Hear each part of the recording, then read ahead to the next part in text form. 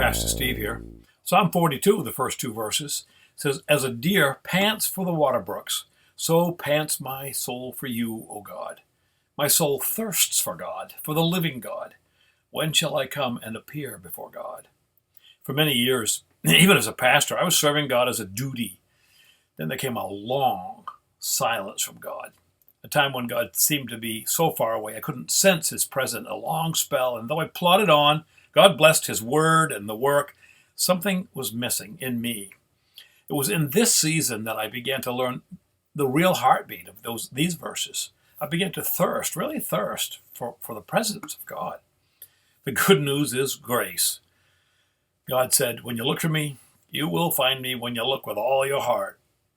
Did you ever wound a deer? I used to hunt, back when I could walk better and when we were hungry.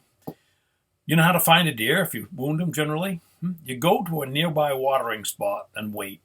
The deer will be so thirsty, it will come there. Now, don't write letters, I understand, about following blood trails. The silence of God was a wound for me. Faithful are the wounds of a friend.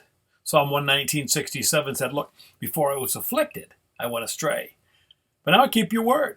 You are good, you do good. Teach me your statutes."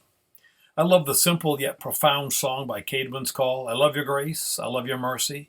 I love the way you help me when I call. I love your truth. I love the power of your name. But you know, I love your presence most of all. My soul takes refuge in the shadow of the Lord, and close to you is where I want to be. You are my strength. You are my God. You are my King. And all I want is what you want for me. I love your grace. I love your mercy. I love the way you help me when I call. I love your truth. I love the power of your name. But oh, I love your presence most of all. Now you ponder that, Pastor Steve.